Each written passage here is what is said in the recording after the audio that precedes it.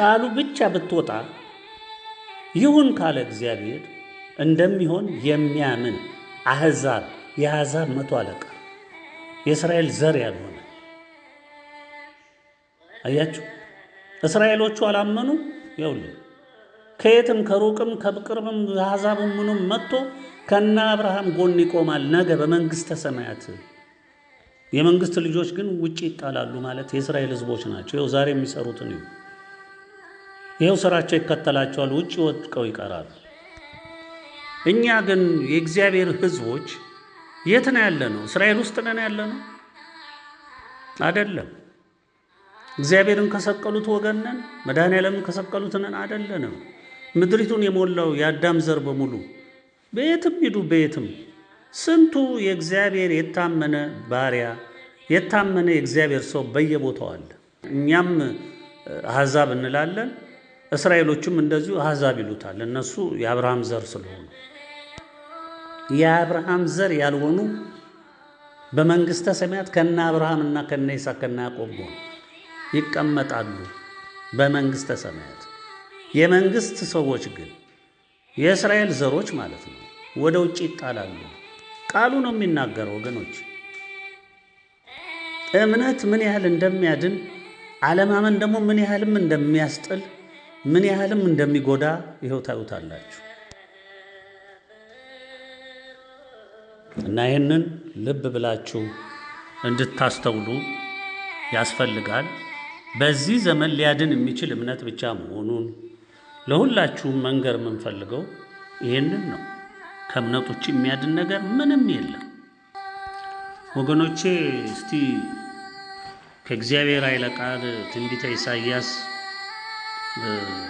ምዕራፍ 40 ላይ ያለውን ኃይለ ቃል ከቁጥር 9 ጀምሮ ያለውን እንመልከተው። የምስራች የምትነግሪ ጽዮን ሆይ ከፍ ወዳለው ተራራ ውጪ። የምስራች የምትነግሪ ኢየሩሳሌም ሆይ ድምፅሽን በኃይል አንሺ አንሺ፣ አትፍሪ። ለይሁዳም ከተሞች እነሆ አምላካችሁ ብለሽ ንገሪ። እነሆ ጌታ እግዚአብሔር እንዲህ እንደ ኃይል ይመጣል፣ ክንዱም ስለ እርሱ ይገዛል። እነሆ ዋጋው ከእርሱ ጋር፣ ደሞዙም በፊቱ ነው። መንጋውን እንደ እረኛ ያሰማራል፣ ጠቦቶቹን በክንዱ ሰብስቦ በብብቱ ይሸከማል። የሚያጠቡትንም በቀስታ ይመራል። ውሆቹን በፍኙ የሰፈረ ሰማይንም በስንዝር የለካ የምድርንም አፈር በመስፈሪያ ሰብስቦ የያዘ ተራሮችን በሚዛን ኮረብቶችንም በሚዛኖች የመዘነ ማን ነው? እግዚአብሔር መንፈስ ያዘዘ ወይስ አማካሪ ሆኖ ያስተማረው ማን ነው? ወይስ ከማን ጋር ተመካከረ? ወይስ ማን መከረው? የፍርድን መንገድ ማን አስተማረው? እውቀትንስ ማን አስተማረው? የማስተዋልንስ መንገድ ማን አሳየው?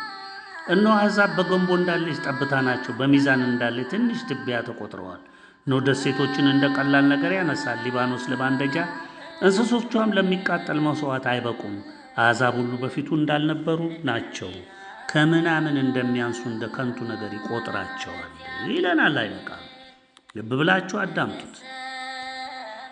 እንግዲህ እግዚአብሔርን በማን ትመስሉታላችሁ? ወይስ በምን ምሳሌ ታስተያዩታላችሁ? የቀረጸውንስ ምስል ሰራተኛ ሰርቶታል፣ አንጥረኛም በወርቅ ለብጦታል፣ የብሩንም ሰንሰለት አፍሶበታል። ለዚህ መባ ገንዘቡ ያልበቃው ድሃ የማይነቅዘውን እንጨት ይመርጣል። ምስሉም እንዳይናወጥ ያቆመው ዘንድ ብልህ ሰራተኛን ይፈልጋል። አላወቃችሁምን? ወይስ አልሰማችሁምን?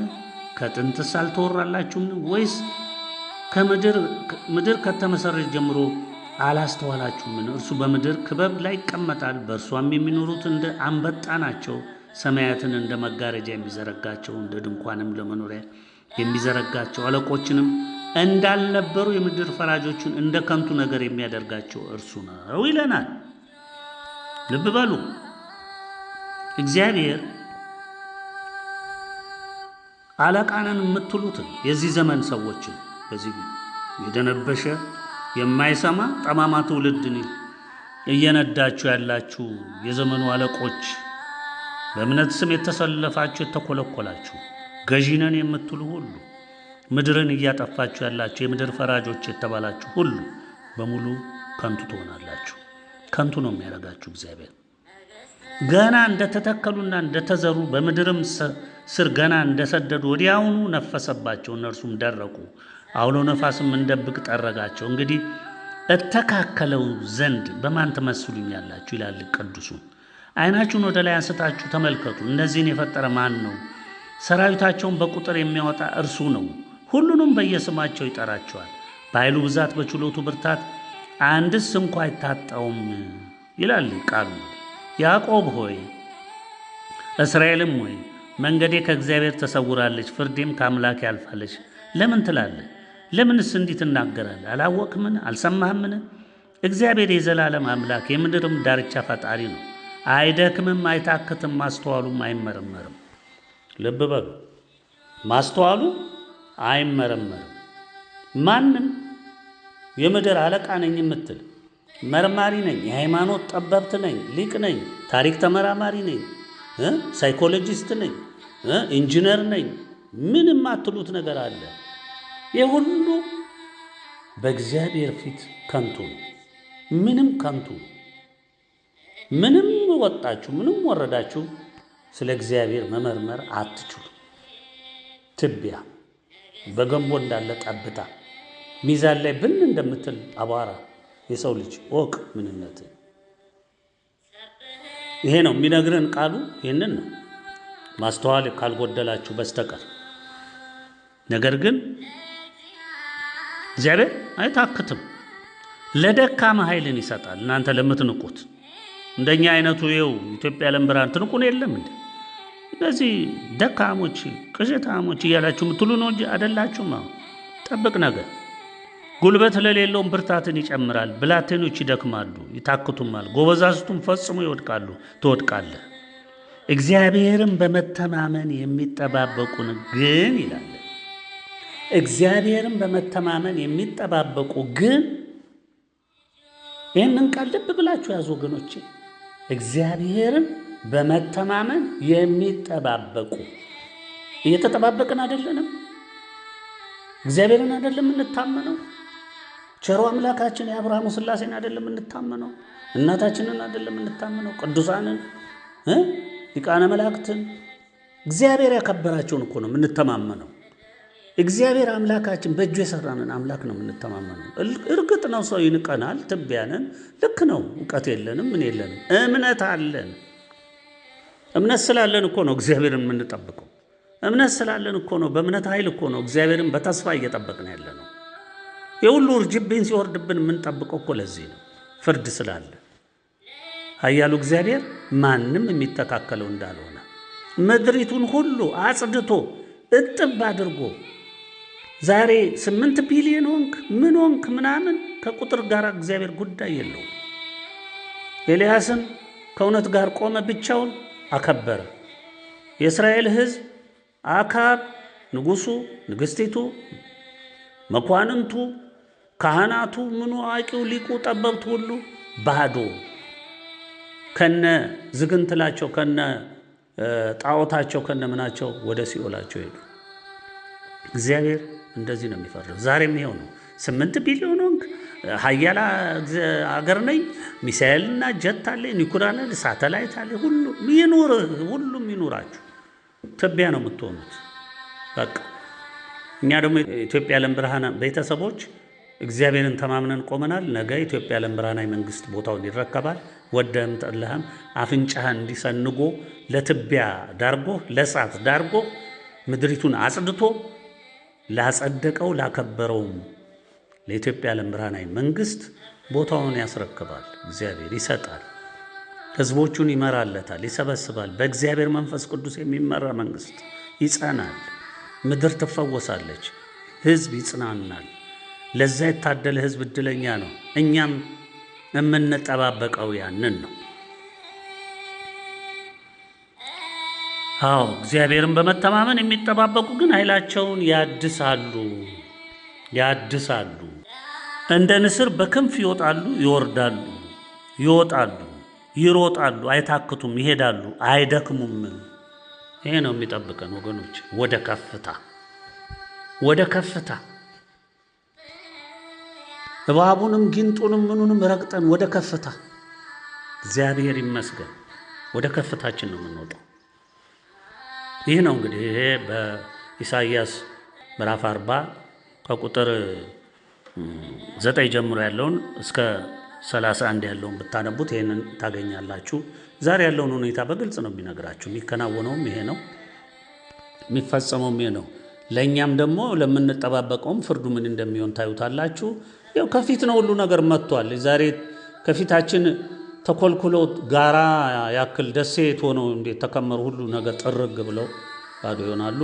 መርከቢቱም ተንቀሳቅሳለች። በቃ አለቀ፣ አበቃ። ይሄ ነው የሚሆነው። እንግዲህ እግዚአብሔር የመረጠውን መንግስት ያቆማል እንጂ የተባበሩት መንግስታት ድርጅት፣ የአፍሪካ ህብረት፣ የኤሽያ ህብረት፣ የላቲን ምናምን እያልክ ኔቶ እንዴ እኔ አሜሪካ ሚሳኤል ጀት አለኝ፣ እኔ ራሽያ እኔ እንዲህ በሚሳኤል በኒኩለር ነው ምን የምታወሩት ሁሉ መላቅጡ የጠፋ ዲያብሎስ ድግሳችሁ ማለቂያው ደርሷል። የደገሳችሁትን ድግስ ሁሉ እናንተው ትጠጡታላችሁ። እናንተኑ ይዞ ነው የሚሄደው። ብትቀሰቅሱትም እናንተኑ ነው የሚያጠፋው። የምትጠፉትም በራሳችሁ ስራ ነው። ምሳሌ እንዲሆን እግዚአብሔር ብዙ ምልክቶችን እያሳየ ነው። መሬት ይሰነጠቃል፣ ትዋጣለህ፣ ይንቀጠቀጣል፣ ትፈራርሳለህ። አውሎ ነፋስ ሲጠርግ ታየዋለህ። ግን ከትዕቢታችሁ አትመለሱ። የእግዚአብሔር ስራ ግን እየተሰራ ነው። እያደቀቀህ ነው፣ እየፈጨ ነው። አሁን በብዙ ጥፍ ይመጣልሃል። 7 ጊዜ 7 እየተባዛ ይመጣልሃል። ያኔ ምን ሰማይ ላይ ብትወጣ የለም፣ ከዛም ያወርድሃል። ምድር ጉድጓድ ብትገባ እዛም ከስር እሳተ ገሞራ አገንፍሎ አውጥቶ ከነምሽግህ አውጥቶ ያሰጣሃል፣ ቀቅሎ ይጥልሃል። ምንም መደበቂያ፣ ምንም የምታመልጥበት መንገድ የለም። እግዚአብሔር ከወሰነ ወሰነ ነው። እስቲ ወደ ቃሉ እንመለስ። ምዕራፍ 41 ላይ ቁጥር 16 ድረስ አንብበነዋል። ቃሉን ልብ ብላችሁ በደንብ አድምጡ። ድሆችና ምስኪኖችን ውሃ ይሻሉ አያገኙምም፣ ምላሳቸውን በጥማት ደርቋል። እኔ እግዚአብሔር እሰማቸዋለሁ። የእስራኤል አምላክ እኔ አልተዋቸውም። በወናዎቹ ኮረብቶች ላይ ወንዞችን፣ በሸለቆም መካከል ምንጮችን እከፍታለሁ። ምድረ በዳውን ለውሃ መቆሚያ፣ የጥማትንም ምድር ለውሃ መፍለቂያ ያደርጋለሁ። የእግዚአብሔር እጅ ይህንን እንደሰራች የእስራኤልም ቅዱስ እንደፈጠረው ያዩ ዘንድ ያውቁም ዘንድ ያስቡም ዘንድ በአንድነትም ያስተውሉ ዘንድ በምድረ በዳ ዝግባውን፣ ግራሩን፣ ባርሰነቱን፣ የዘይቱን ዛፍ አበቅላለሁ። በበረሃውም ጥዱንና አስታውን ወይራውንም በአንድነት አኖራለሁ። አያችሁ፣ ክርክራችሁን አቅርቡ ይላል እግዚአብሔር። ማስረጃችሁን አምጡ ይላል የያዕቆብ ንጉሥ። ያምጡ፣ የሚሆነውንም ይንገሩን፣ ልብም እናደርግ ዘንድ ፍጻሜያቸውንም እናውቅ ዘንድ የቀደሙት ነገሮች ምን እንደሆኑ ተናገሩ። የሚመጡትንም እስቲ ያሳዩን። አማልክትም መሆናችሁን እናውቅ ዘንድ በኋላ የሚመጡትን ተናገሩ። እንደነግጥም ዘንድ በአንድነትም እናይ ዘንድ መልካሙንም ወይም ክፉን አድርጉ። እነሆ እንዳልነበረ ናችሁ፣ ስራችሁም ከንቱ ነው፣ የሚመርጣችሁም አጸያፊ ነው። አንዱን ከሰሜን አነሳው መጥቷልም፣ አንዱን ከፀሐይ መውጫ ስሜን የሚጠራ ይመጣል። በጭቃ ላይ እንደሚመጣ ሰው አፈርም እንደሚረግጥ ሸክለኛ በአለቆች ላይ ይመጣል። እናውቅ ዘንድ ከጥንት የተናገረው እውነት ነው እንልም ዘንድ ቀድሞ የተናገረው ማን ነው? የሚናገር የለም፣ የሚገልጥም የለም፣ ቃላችሁንም የሚሰማ የለም። በመጀመሪያ ለጽዮን እነኋችሁ እላለሁ፣ ለኢየሩሳሌምም የምስራች ነጋሪን እሰጣለሁ። ብመለከት ማንም አልነበረም፣ ብጠይቃቸውም የሚመልስልኝ አማካሪ በመካከላቸው የለም። እነሆ እነርሱ ሁሉ ከንቶች ናቸው፣ ስራቸው ምናምን ናት። ቀልጠው የተሰሩት ምስሎቻቸው ነፋስና ኢምንት ናቸው። እንግዲህ ከዚህ ቃል በላይ የሚናገር ታገኛላችሁ? ይህን ዘመን በዚህ ቃል መስታወትነት እዩት እስቲ፣ ልብ ብላችሁ እዩት። እንግዲህ ለዛሬው ይሄ ይበቃናል ወገኖቼ። የኢትዮጵያ ዓለም ብርሃን ቤተሰቦች፣ ያው ሁሉም ነገር በግልጽ እያያችሁት ስለሆነ የሚፈጸመውንም እየተመለከታችሁ ስለሆነ ራሳችሁን እያዘጋጃችሁ እንደሆነ ገምታለሁ። በልጃችን በእኔም ልጅ በብሩኬ በኩል የተሰጠውን ማሳሰቢያ ልብ ብላችሁ ተግባራዊ አድርጉ። በተለይ መማክርቶች፣ የጽዋ ማህበር ቤተሰቦች የሆናችሁ ሁሉ ይሄ ጊዜ በእምነት ጸንተው የሚቆምበት ጊዜ እንጂ በጥርጥር የተሞላ አእምሮ ተሸክሞ የሚከድበት ጊዜ አይደለም። የጥርጥር አእምሮ የተሸከማችሁ በሙሉ ትጎዳላችሁ እንጂ አትራፊ አትሆኑ። በእምነት ጸንታችሁ ቁሙ። የሶስቱንም የእምነት ሰዎች ምሳሌ የነገርኳችሁ በእምነት የጸናና በእምነት የሚያስተውልን ሰው ነው እንጂ መሆን የሚገባን ሁሌ አእምሯችን በጥያቄ የተሞላ መሆን የለበትም። ጥያቄም ቢፈጠር እግዚአብሔር ፊት አቅርባችሁ ከእግዚአብሔር መፍትሄ ማምጣት ትችላላችሁ። የሚከለክላችሁ ነገር የለም። ወደ ሰው አይኖቻችሁ አይመልከቱ፣ ወደ እግዚአብሔር ብቻ፣ ወደ ቸሩ መድኃኔዓለም ብቻ፣ ወደ ድንግል እናታችን ብቻ፣ ወደ ቅዱሳን ሊቃነ መላእክት ንገሩ። እናንተ እኮ ትልቁ ጸጋና ሀብታችሁ እኮ ይሄ ነው። እግዚአብሔር እኮ ሰፊ መንገድ ነው ያስቀመጠው። የሚሰሟችሁን፣ የሚያዳምጧችሁን፣ የሚማልዱላችሁን፣ የሚጠብቋችሁን ሁሉ አሰማርቷል እኮ እግዚአብሔር። እያንዳንዱ ለእያንዳንዷ ነፍስ እግዚአብሔር ጠባቂ መልአክ መድቧል እኮ። ወንጀላችንና ኃጢአታችን ሲበዛ ነው እንጂ እግዚአብሔር እያንዳንዱ ላይ የጠባቂ መልአክ እንደመደበ ሁሌም በቃሉ ታያላችሁ። በተለይም ማለት ተመርጠው በእግዚአብሔር ለከበሩትማ ሺዎችን ነው ዙሪያቸውን ያስቀመጠው። ሺህ መላእክቶችን አስቀምጧል እግዚአብሔር። አለሱ ፈቃድ አንዷን ጸጉር መንካት የሚችል የለም ማንም። ስለዚህ ወገኖቼ ይበልጥ መጽናናት አለባችሁ። ይበልጥ ኃይላችሁን ማደስ አለባችሁ። በጾም በጸሎት እግዚአብሔር ፊት እየቀረባችሁ ኃይላችሁን ማደስ ይላል ቃሉ። ልብ ብላችሁ ይዩት። ኢሳይያስ ምዕራፍ 40 እና ኢሳይያስ ምዕራፍ 41 ልብ ብላችሁ አንብቡት። እግዚአብሔር እየተናገረ ነው። ወቅቱ አሁን የሚከናወነውን እየተናገረ በቃ የአብርሃም ዘር ነህ እኮ እያለ መርጫ አለው። በቃ አለቀ። ቃል እኮ ይነግርሃል እኮ። የሚናገር እኮ ሰማይና ምድርን የዘረጋ አምላክ ነው። ለዚህ ወገኖቼ በሚፈጠር ጩኸት፣ በሚዲያ ቱማታ፣ በወሬ በበቀኖች ጩኸት፣ በፎካሪዎች በሚሳኤል በምን በጀት በምን ገደልኩ ጣልኩ ወጣ ወረድኩ፣ እነዚህን ሁሉ አትስሙ። ሁሉም ትቢያ የሚሆንበት ሰዓት መጥቷል። ያው ከፊት ነው። ምንም ድብቅ የለም። አሁን በብርሃን ነው ሁሉ ነገር የሚታየው። የእኛም ምንነት የሚገለጽበት ሰዓት መጥቷል። የሌላውም የሚገለጽበት ሰዓት መጥቷል። ማን ከብርሃን እንደቆመ ማን ከጨለማ እንደቆመ ያው የሚለይበት ሰዓት መጥቷል። ወሬ አይሸፍነው፣ ፉከራ አይሸፍነው፣ ሺህ ቢለፈልፉ አይለወጥ። እውነት እኮ አትቀየርም። በቃ እግዚአብሔር ብርሃን ይውጣ አለ። ብርሃን ከወጣ ሁሉ ይገለጣል። የጨለማ ስራ ሁሉ ይገለጣል፣ እውነተኞቹም ይገለጣሉ። እና ያ ስለሆነ ራሳችሁን እያጽናናችሁ እግዚአብሔርን እያመሰገናችሁ የወደዳችሁን አምላክ እያከበራችሁ በርቱ፣ ጽኑ። የእምነት መርከባችን ጉዞዋን ጀምራለች። በቃ እግዚአብሔር ይባርካችሁ። እግዚአብሔር መጽናናትን ያደርግላችሁ። ማስተዋልን፣ ጥበብን ይስጣችሁ። ትዕግስትን ያላብሳችሁ።